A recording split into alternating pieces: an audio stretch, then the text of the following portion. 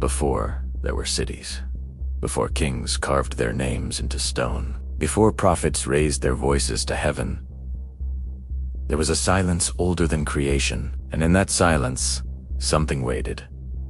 It was not the devil humanity feared, not the horned shadow painted in cathedrals.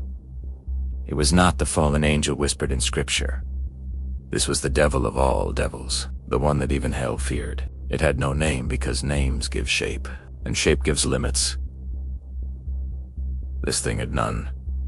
It began quietly, a tremor beneath the Pacific Ocean, a sound like a heartbeat beneath the Earth's crust. Then the satellites went dark. Power grids failed in Tokyo, then London, then New York City. Hospitals flickered, airplanes fell. The internet collapsed into static. Astronomers at observatories in Santiago watched the sky ripple like fabric pulled too tight. A fissure appeared in the heavens. Not lightning, not aurora. A crack. And from that crack, something exhaled. The atmosphere curdled. Birds fell mid-flight. Oceans recoiled as if something ancient beneath them stirred awake. The devil of all devils had arrived not from beneath the ground, but from beyond the universe itself. Those who saw it first described contradictions. It was vast yet, impossibly close. It was darkness yet, brighter than the sun. It was silent yet.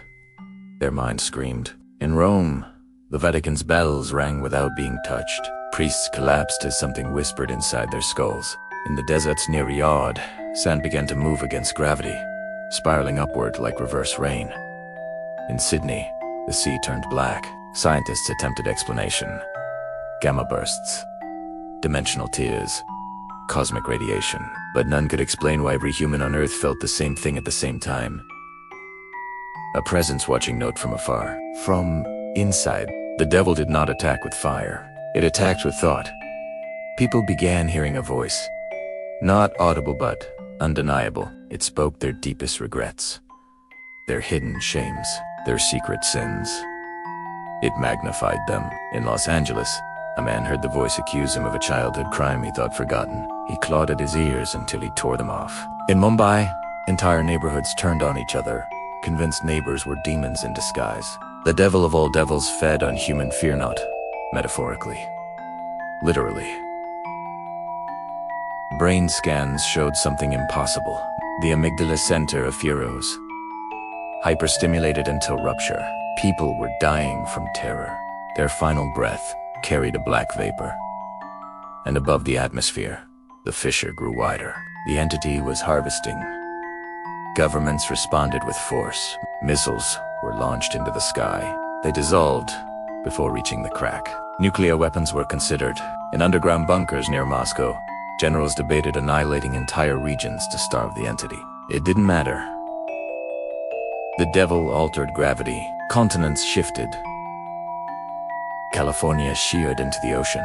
The Himalayas split like rotten wood. Tsunamis erased coastlines across Southeast Asia. The world's richest cities drowned within hours. The devil did not roar. It pulsed. Each pulse caused earthquakes in synchronized rhythm across the planet, as if Earth itself were becoming its drum. On the seventh day, survivors saw it clearly. The sky peeled back like burned paper. Beyond it was not space but a void filled with writhing geometry. And at the center, a shape. Two complex, four eyes. It resembled a crown made of screaming faces. Each face different. Each face human. Billions of faces layered into one colossal entity. It had been building itself from human fear for centuries.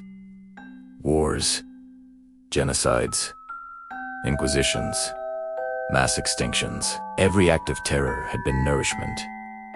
It was not summoned. Humanity had been feeding it all along. When it finally spoke, it did not use language. It projected images directly into every surviving mind. It showed prehistoric humans killing for dominance. It showed burning cities. It showed gas chambers. It showed mushroom clouds. You called me, the meaning echoed. Through every cruelty. Its purpose was not simple destruction. It sought to convert Earth into an incubator, a breeding ground for universal collapse. Planets across galaxies had already fallen. Earth was merely next. The devil released its next weapon, shadows detached from bodies. Literally, in Paris, a woman watched her own shadow peel off the pavement and stand upright. It attacked her, mimicking her movements but with violent intent. Across the world, shadows strangled their owners. Children hid in basements lit by candles only to watch their flickering silhouettes reach for their throats. Humanity's own darkness had become physical. In a hidden Arctic research facility, a small team survived. They discovered something terrifying. The devil operated on resonance. Human fear amplified its frequency, but hope disrupted it. Not religious hope, not prayer, collective emotional coherence. If humanity could synchronize, reduce fear, the entity would weaken. But with 80% of the population dead and global infrastructure destroyed, how could billions unify? They transmitted a single message through emergency radio frequencies. Do not fear it. It sounded absurd. Yet, survivors tried. In underground shelters in Berlin, strangers held hands in silence. In a ruined hospital in Sao Paulo, nurses hummed lullabies. Something shifted. The pulses slowed. The entity reacted violently. Storm systems merged into one planetary hurricane. Volcanoes erupted simultaneously. It projected nightmares, so vivid people believed they were burning alive. Its crown of faces screamed. The crack in the sky widened, further revealing other consumed worlds drifting in its void. Earth began to fracture. Continents split like shards of broken glass. Humanity had one final act. A global broadcast using surviving satellites. Every remaining human instructed to focus on one memory of love. Not fear, not regret.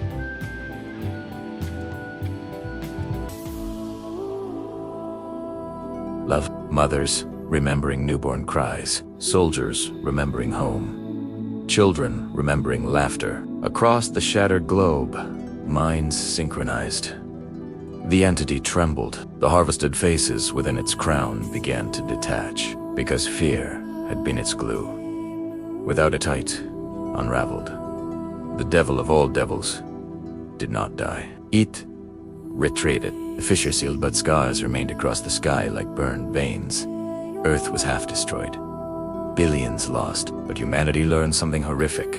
The devil was not an invader. It was a reflection. It would return if fear ruled again, and somewhere beyond the universe, in the silent void it waits, listening for humanity's next cruelty.